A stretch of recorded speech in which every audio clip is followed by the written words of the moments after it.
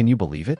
Here I was, Ambassador Lux Nova of the Celestial Concord, standing before the shimmering, towering crystal spires of the Galactic Council chambers, my antennae twitching like they had a mind of their own.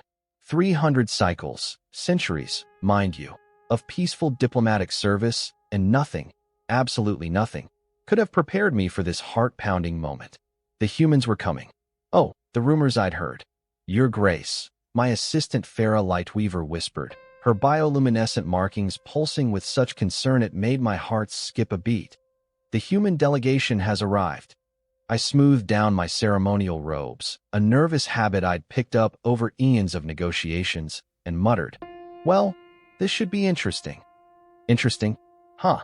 I meant potentially catastrophic. Could this really be happening? The massive quantum crystal doors swung open with that over-the-top dramatic flair. Ugh, those council architects are such show-offs. And through them strode the human representatives.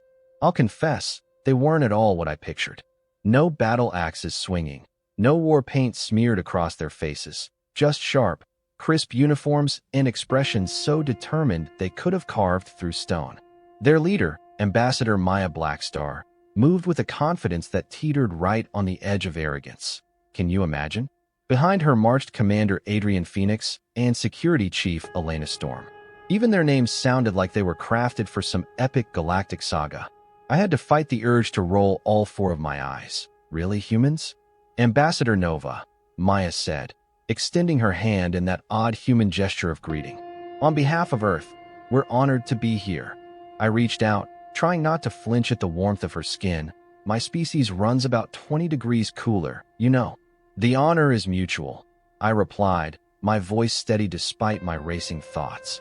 Though, I must confess, your reputation precedes you. Her eyebrow arched, and she shot back. And which reputation would that be? The one where we're violent barbarians, or the one where we're hopelessly naive children playing with fusion drives? Oh, her directness. It was refreshing, but it made my diplomatic training scream in horror. A bit of both, actually, I admitted. Your species achieved faster-than-light travel while still embroiled in regional conflicts. How is that not concerning? Commander Phoenix stepped forward, his metals glinting under the chamber's light like tiny stars. With all due respect, Ambassador, we learned to defend ourselves because we had to. The galaxy isn't always a friendly place, is it? I countered, my voice firm. The galaxy would be friendlier if everyone chose peace first. But then Elena Storm chimed in, her voice laced with that unmistakable human steel. Peace through strength. Sometimes the best way to avoid a fight is to be ready for one. My antennae drooped slightly. Oh no, this was exactly what I'd feared. A species that convinced themselves that preparing for violence was a path to peace. The logical leaps they took could have won gold in some human sport. I swear. Trying to keep things calm, I said diplomatically, we should move to the council chambers. The other representatives are waiting. As we walked, I couldn't help but notice how the other species representatives shied away from the humans. The Zyran? They actually changed colors, nervous sweating, their version of it. The quantum collective's crystalline forms vibrated at a frequency I knew meant pure anxiety. Only the ancient Voidborn seemed unfazed, but then again, they'd watched civilizations rise and fall like waves on a cosmic shore. Humans were probably just a tiny blip to them. Little did I know, this meeting was about to turn everything I believed upside down. Could it get any more intense? Shall we begin? Maya Blackstar's voice rang through the chamber, strong and clear as a bell. Oh, I thought, let's see just how much trouble you're about to stir up. Then, out of nowhere, a distress signal slammed into our neural networks like a supernova. Screams, agonizing screams, echoed through the quantum channels, making my antennae vibrate so painfully I could barely stand it. The Ravagers, those horrific spaceborne nightmares we thought were safely locked away in the dark sectors, had broken free. Their target? New Harmony, our most peaceful colony. By the first light, Farah gasped, her bioluminescence dimming to a terrified flicker that broke my hearts. There are 10,000 colonists on New Harmony. Can you imagine the panic? The Galactic Council chamber exploded into chaos, 30 species, all shouting at once, their voices a deafening cacophony of panic and indecision. The Zyran were already plotting evacuation strategies for their own worlds. Selfish. Much? The Quantum Collective? They'd gone into emergency hibernation. Real helpful. Guys. Then, like a plasma torch slicing through hull plating, Maya Blackstar's voice cut through the madness. Earth Defense Force can respond. We have 3 battle groups within jump range. My heart's raced. Could they really do this? Absolutely not. The Voidborn Elder's voice boomed, shaking the chamber. This is an internal Concord matter. Humanity has no jurisdiction. But Maya, undaunted, shot back, with all respect due to the Elder. And I noticed she didn't say how much respect that was. Those colonists will be dead by the time we finish this debate. I watched, stunned, as she tapped her neural interface, and Commander Phoenix's hologram materialized in the center of the chamber, larger than life. Battle groups are ready, Ambassador. Just give the word. Was this really happening? The council erupted again, accusations of military adventurism and aggressive expansion flying like shrapnel. I stood there, frozen, watching my fellow representatives bicker while my people were dying. Ambassador Nova, Maya's voice softened, meant for my ears alone. We can help, but we need your permission. 10,000 lives. My people, my responsibility. My heart's pounded as I whispered, do it. Maya's smile was fierce, like a warrior's. Phoenix, you have green light. Save those people. Oh, the weight of that decision. What happened next? I'd read reports about human military capabilities, dry, boring documents filled with technical specs and tactical jargon. But nothing could have prepared me for the reality. The human battle groups dropped out of hyperspace like avenging angels, their ships roaring into battle. We dismissed their vessels as crude, inefficient, but oh, how wrong we were. They moved with devastating precision, like a perfectly choreographed dance of destruction. Commander Phoenix's voice carried across all channels, calm yet commanding. Ravager heavy units, bearing 33 Mark 7, tungsten rods, full spread, multiple bogies on attack vector, rolling thunder protocol. Light them up. Civilian transports, you are cleared for emergency jump. We'll hold the line. Can you feel the intensity? The Ravagers, used to preying on peaceful worlds, were completely blindsided.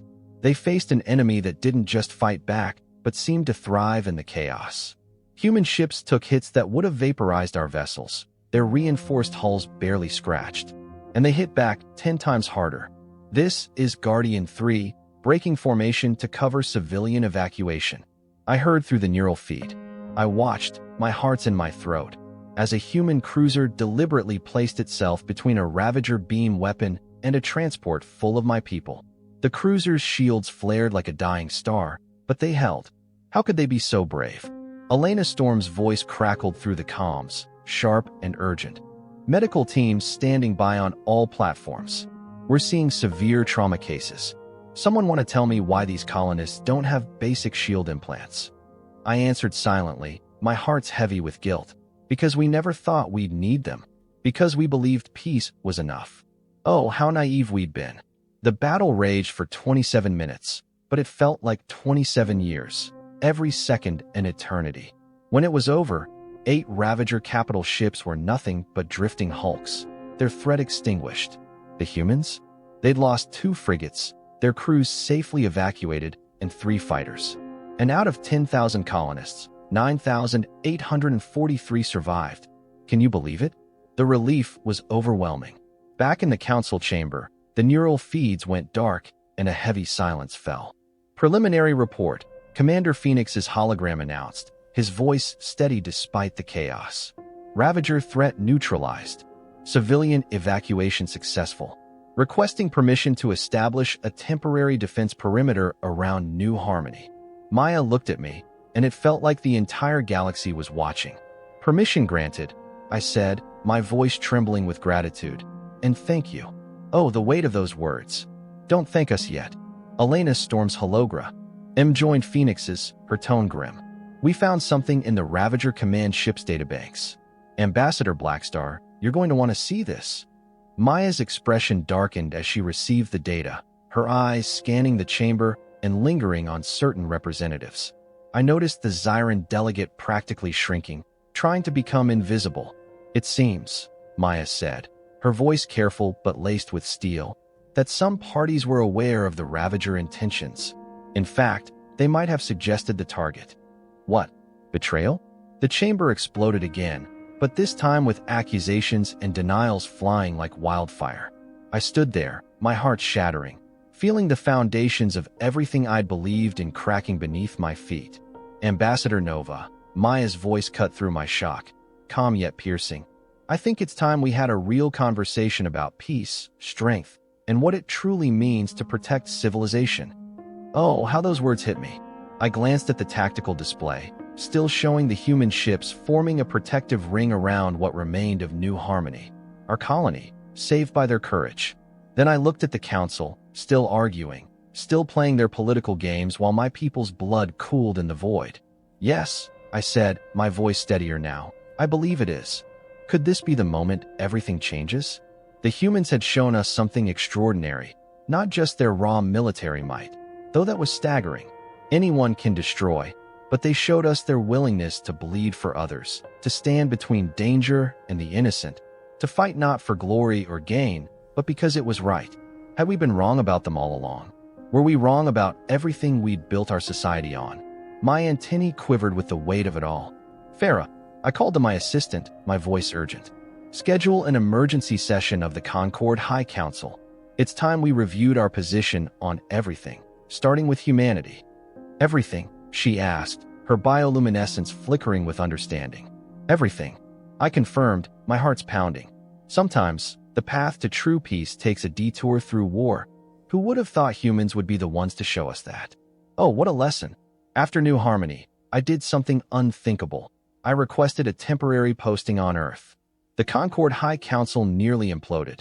Can you imagine their shock? The Voidborn Elder actually laughed, a sound no one had heard in recorded history. My first week on Earth, Commander Phoenix became my guide. Ambassador, he said, leading me through a bustling Tokyo street. You've seen us fight. Now it's time to see why we fight. Why? I wondered, my curiosity burning. A street musician caught my attention, her fingers dancing across a violin, the sound so haunting it made my antennae quiver. Was this joy? Sorrow? Both? That's Beethoven's Moonlight Sonata, Adrian explained, written by a man going deaf. Yet he created some of our most beautiful music. Beautiful, I agreed, but so sad. That's humanity in a nutshell. Elena Storm joined us, carrying a steaming cup of something divine. Coffee. Fair warning, it's addictive. I took a sip and nearly dropped it.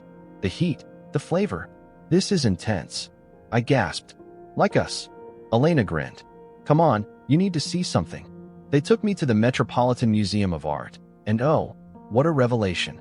My species loves beauty, but ours is abstract, mathematically perfect. Here, paintings of war beside paintings of lovers, sculptures of agony next to ecstasy. Notice anything? Adrian asked before a massive canvas. It's all feeling, I exclaimed. Everything here is bursting with emotion. Exactly. Elena pointed to a painting of a mother shielding her child. That's us. Emotion, love, anger, joy, sorrow. It's our fuel. How do they live like this? How do you function? I asked, bewildered. How do you keep peace with such intensity? Adrian's face grew serious. We don't always. But here's the thing. We learn. Every war teaches us to value peace more. Every loss makes us protect harder. Every fall makes us rise stronger. Oh, the resilience. In another section, Elena stopped before a display. The righteous among nations. People who risked everything to protect strangers during our darkest times. They could have looked away, she said softly. It would have been easier, safer. But they couldn't. That's the righteous anger we talk about. Adrian added. The fury when innocence is harmed. Like at New Harmony. It clicked. You're not peaceful like us. I said, you can't be, but you channel your fire. Could this be their secret? At a school, I watched children in a playground, and one bigger kid stopped two smaller ones from fighting over a toy. See that? Elena pointed. No adult told him to do it. Protection instinct. It's hardwired, just like our fighting instinct. Two sides of the same coin. I marveled. Adrian shrugged. We fight because we care. Caring means standing up. Oh, the simplicity of it. At a military academy, I saw young humans at a graduation, their eyes blazing with dedication as they swore to protect. "They're so young," I whispered. "They're the age we've always been when we stand up."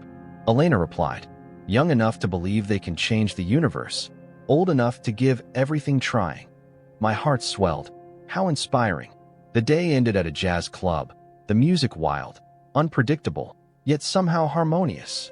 "This is what makes you dangerous," I blurted, startling them. "Not your weapons or ships. This duality. You create such beauty, yet fight with such ferocity.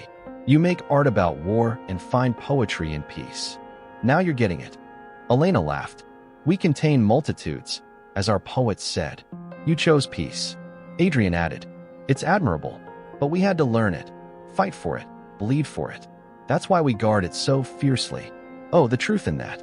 A song, "What a Wonderful World," played, its gravelly voice singing of bright days and sacred nights, and I felt understanding click. "You know what shocks me?" I said, my antennae swaying. "Not that you fight, or how well, but that after fighting, you create. You heal. You build. Most aggressive species only destroy." Elena's eyes sparkled. "Maybe we're not aggressive." "Nope." Adrian grinned, finishing his drink. "We're protective, just really good at fighting because we had to be." Could it be that simple? I thought of new harmony. Human ships taking hits meant for my people, medical teams exhausting themselves for alien lives. We thought peace was the absence of conflict. I said slowly, "But you've shown me it's something else." "Oh." Elena raised an eyebrow. "What's that?" "Peace is what you protect with everything, even if it means fighting." They smiled, and I knew my report to the High Council would change everything. Humanity wasn't just ready for the galaxy. They were essential. We needed their fire, their passion, their righteous anger. Most of all, we needed their ability to create beauty from chaos, to protect peace through strength. What a revelation. Oh, can you imagine the revelation that hit me like a comet? The humans had shown us something today that shook me to my core, not just their jaw-dropping military might. Because, let's face it, anyone can destroy. No, they showed us their heart, their unshakable willingness to bleed for others, to throw themselves between danger and the innocent, to fight not for glory or greed, but because it was right. Had we been wrong about them this whole time? Were we wrong about everything we thought we knew? My antennae buzzed with the weight of it all. "Farah," I called to my assistant, my voice trembling with urgency. "Schedule an emergency session of the Concord High Council. We need to rethink everything." "Everything?" she asked, her bioluminescent markings flickering with understanding, like she could feel the shift in the cosmos. "Everything," I confirmed, my heart's pounding. "Starting with our relationship with humanity. Who would have thought? Sometimes, the path to true peace takes a wild detour through war, and humans were the ones teaching us this lesson. Can you believe it? After the New Harmony incident, I did something so bold it felt like I was rewriting galactic history. I requested a temporary posting on Earth. The Concord High Council nearly had a collective meltdown when they heard. Can you picture their shock? The Voidborn Elder actually laughed, a sound so rare it's the first in recorded history. I swear. My first week on Earth, Commander Adrian Phoenix became my guide, and oh, what a guide. "Ambassador," he said, leading me through the vibrant, chaotic streets of Tokyo. "You've seen us fight. Now it's time to see why we fight." Why? My curiosity was practically vibrating. A street musician stopped me in my tracks, her fingers dancing across something called a violin, the notes weaving a spell that made my antennae quiver. Was this joy? Sorrow? Both at once. "That's Beethoven's Moonlight Sonata," Adrian explained, his voice soft with reverence. "Written by a man going deaf, yet he created some of our most beautiful music." "It's beautiful," I agreed, my heart's aching. "But so sad." "That's humanity in a nutshell," a new voice chimed in. Elena Storm appeared, carrying a steaming cup of something that smelled divine. "Coffee. Fair warning, it's addictive." I took a sip and nearly dropped it. The heat, the flavor hit my sensory organs like a supernova. "This is intense." I gasped, my eyes wide. "Like us." Elena grinned, her eyes sparkling. "Come on, there's something you need to see." Oh, what could it be? They took me to a place called the Metropolitan Museum of Art, and let me tell you, it was a revelation. My species loves beauty, but ours is all abstract, mathematically perfect lines and forms. This was different. Paintings of war hung next to paintings of lovers. Sculptures of agony stood shoulder to shoulder with sculptures of pure ecstasy. Notice anything? Adrian asked, standing before a massive canvas that seemed to pulse with life. It's all feeling, I exclaimed, my voice full of wonder. Everything here is charged with emotion. Exactly. Elena pointed to a painting of a mother shielding her child, her face fierce with love. That's us.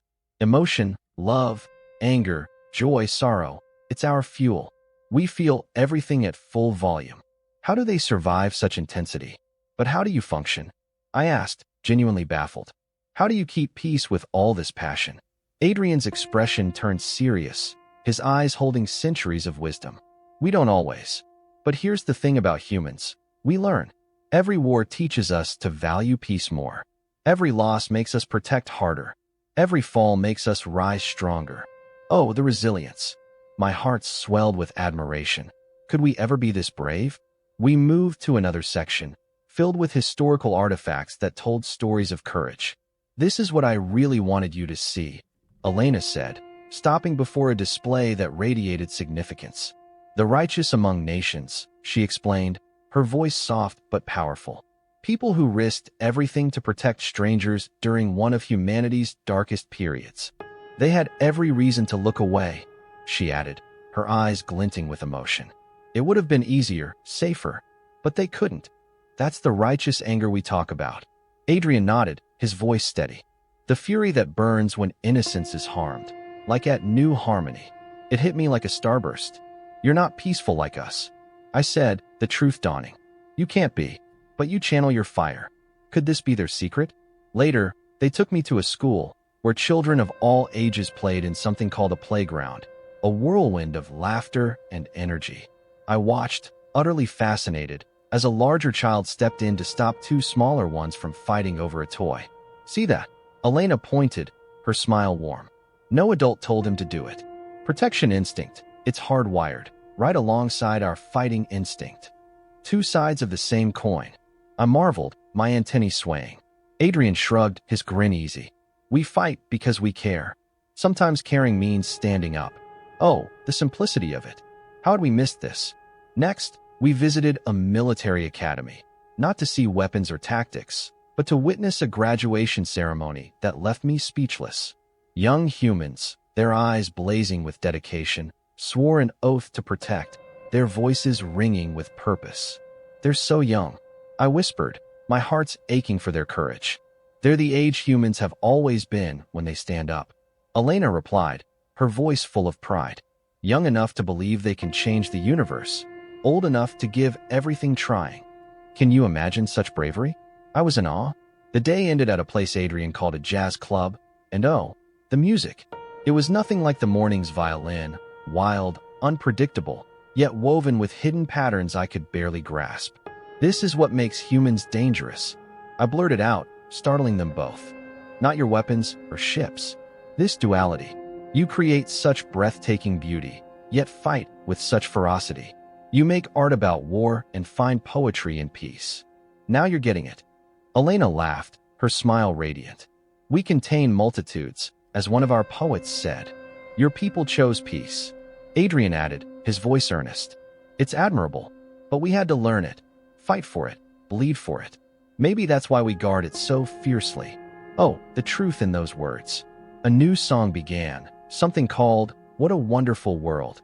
Its gravelly voice singing of bright, blessed days and dark, sacred nights. My antennae swayed to the rhythm as understanding clicked into place. You know what really shocks me about humans? I said, my voice full of wonder. What's that? They both asked, leaning in. Not that you fight, or even how fiercely you fight, but that after fighting, you create. You heal. You build. Most aggressive species I've known can only destroy. Elena's eyes sparkled like twin stars. Maybe that's because we're not really an aggressive species at all. Nope.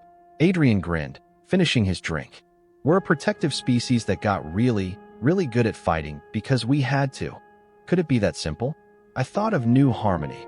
Human ships taking fire meant for my people. Medical teams working themselves to exhaustion to save alien lives. The Concord always thought peace was the absence of conflict. I said slowly, the realization dawning. But you humans, you've shown me it's something else entirely. Oh, Elena raised an eyebrow, her grin teasing. What's that? Peace is what you protect with everything you have, even if it means fighting for it.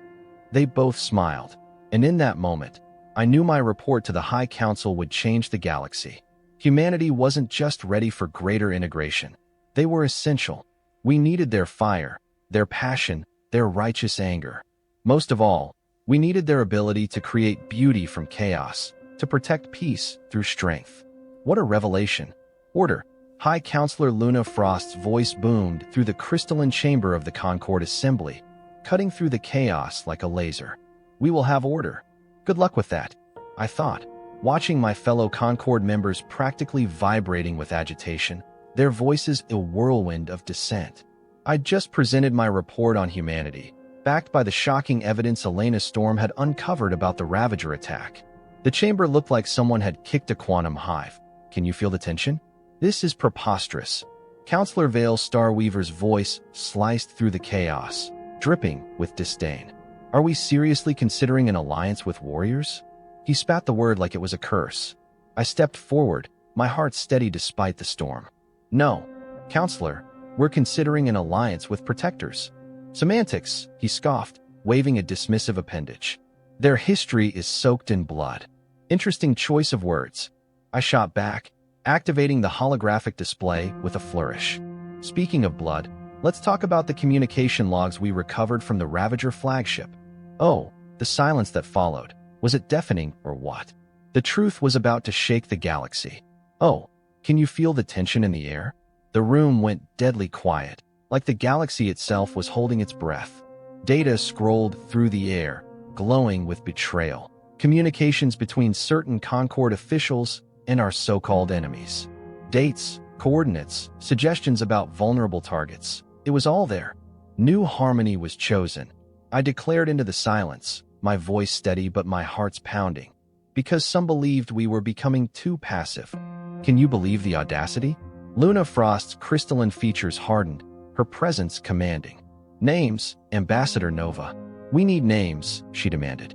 Already provided to internal security, I said, nodding toward the shadows where our protection forces lurked, ready to act. But that's not why we're here. We're here to talk about humanity. Oh, the weight of that moment. Yes, Vale sneered, his voice dripping with venom, though I couldn't miss the phosphorescent drops of sweat betraying his nerves. The savages who just happened to be in position to play hero. Savages? Really? They lost ships defending us. I shot back, my antennae quivering with barely contained anger. Lost lives, and asked nothing in return.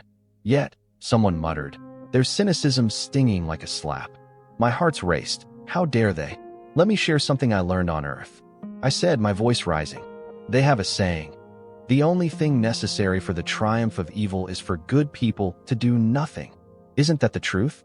How charmingly primitive, Vale scoffed, but Luna cut him off with a voice like a whip.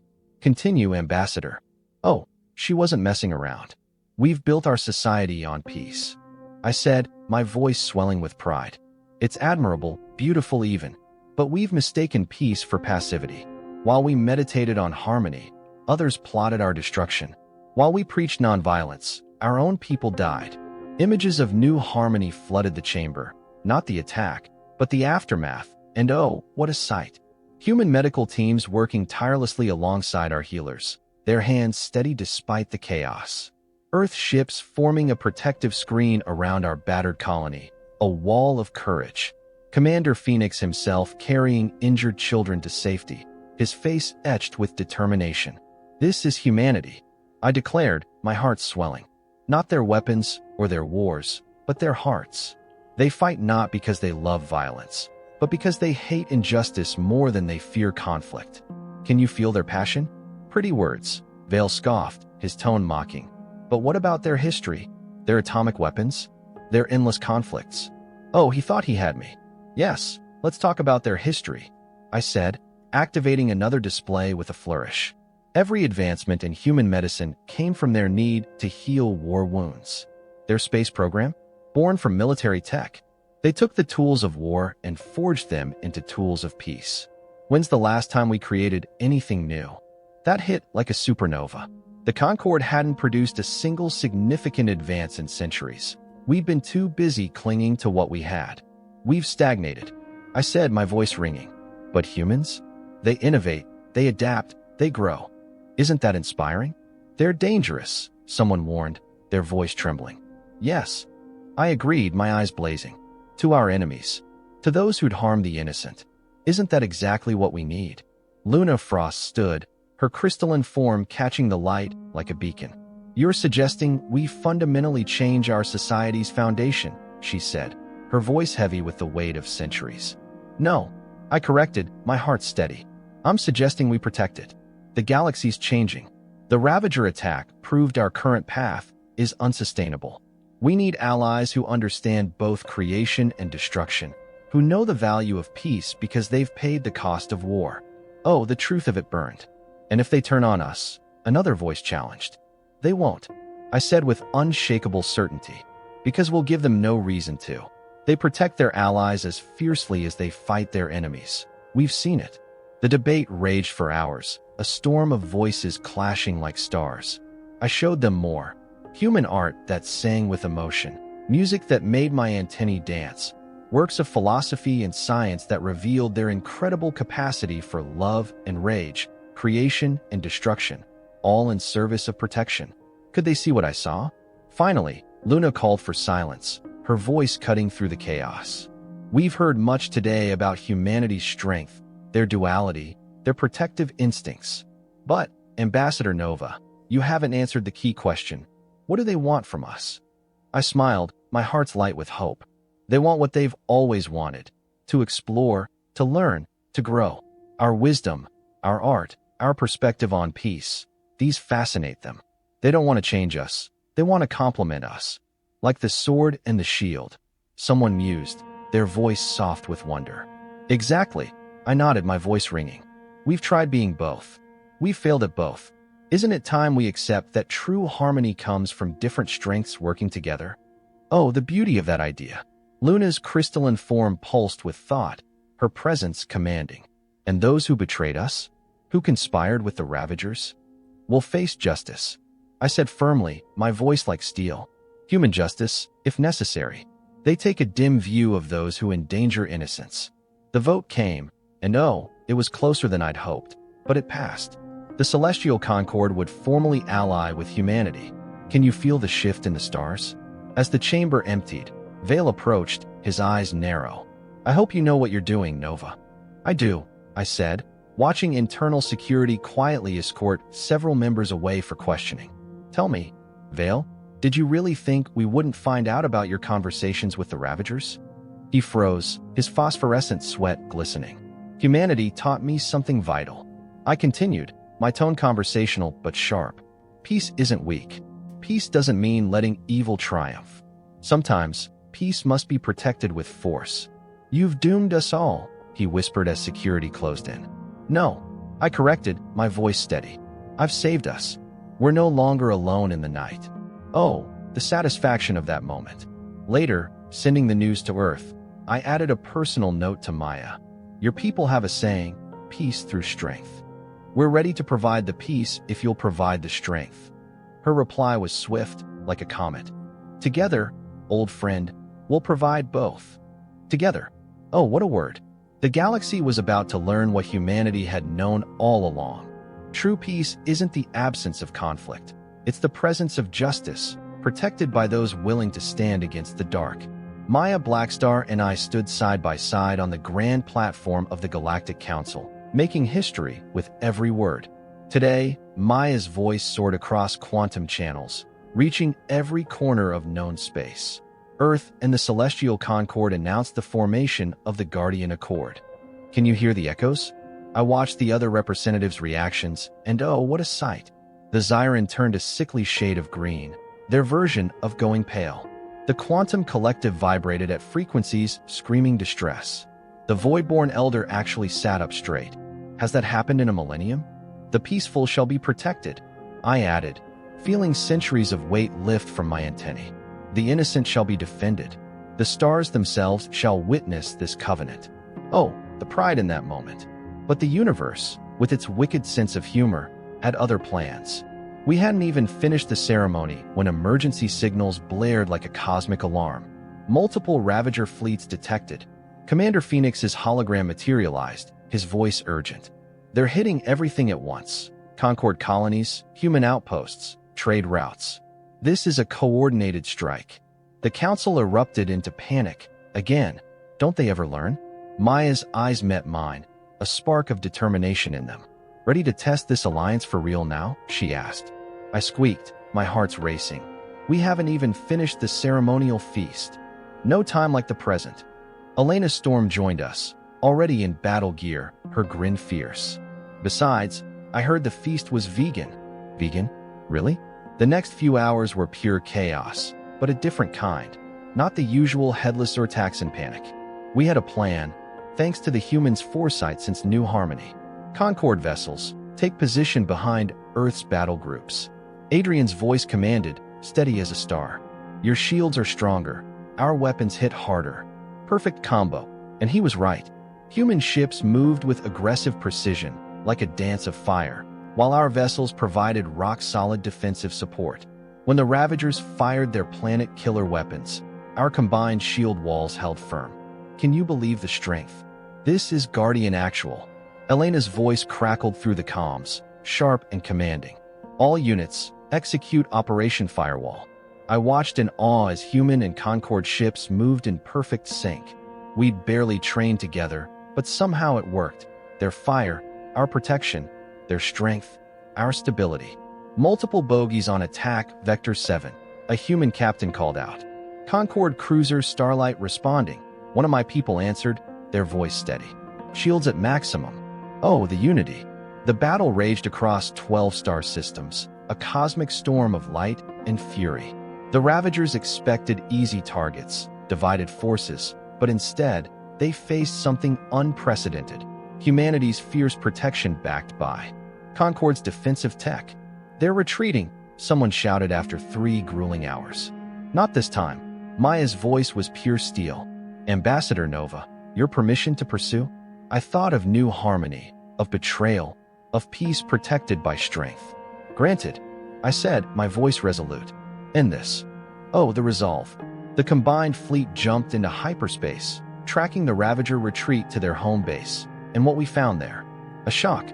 Those are Zyran supply ships. Elena observed, her voice sharp. And quantum collective energy matrices.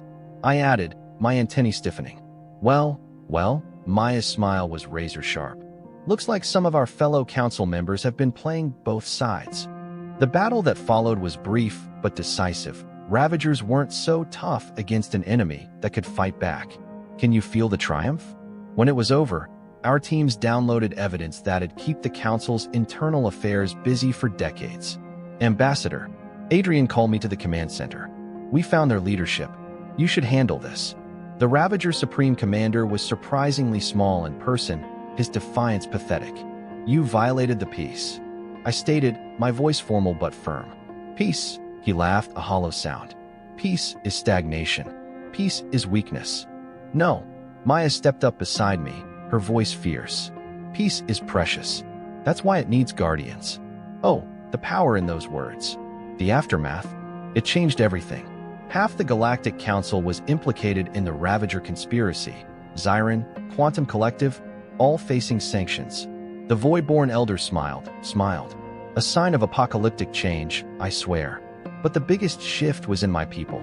Watching humans fight, not for glory or conquest, but to protect others, taught us something profound. Peace isn't just the absence of conflict. Sometimes it's the presence of those willing to face conflict so others don't have to. Can you see the shift? Maya found me later, watching Earth and Concord ships run joint patrols, a dance of unity. Still think we're too aggressive? She asked, her grin teasing. Yes, I admitted, laughing. But now I get it. Aggression isn't always bad. It depends on what you're aggressive about. Protection, she nodded, her eyes warm. Protection, I agreed, though I added. I'm still not sure about this coffee you introduced to our people. The energy it generates feels unsafe. Elena joined us, carrying 3 cups of that stimulant, her grin wicked. Just wait till they discover espresso. Is that a threat, Chief Storm? I teased. More like a promise, Ambassador, she shot back, laughing. We stood there, watching our forces work together. Human instructors teaching our people combat basics. Our scientists upgrading Earth's shields. Different approaches, different strengths, one purpose. The galaxy's changing, Adrian said, studying tactical displays. Good, I replied, surprising myself. It needed to. The Ravager threat wasn't gone. Never is. But for the first time in centuries, I felt real hope. Not passive hope, but the active hope of those building a better future. Maya raised her coffee cup. To the Guardian Accord. To peace. I added. To peace with really big guns. Elena grinned. We laughed, and in that laughter, I heard the future. Hope, strength, peace worth protecting. By the way, I said casually, my people are considering a self-defense course for our standard education. Maya spat out her coffee. You're kidding. Nope, I said. We're calling it harmonious protection techniques. That, Elena declared, is the most Concord way of saying how to kick butt. We contain multitudes. I quoted, making them smile. Peace and strength, wisdom and power, harmony and protection. Together, we'd found balance, and the galaxy would never be the same. Can you feel the hope?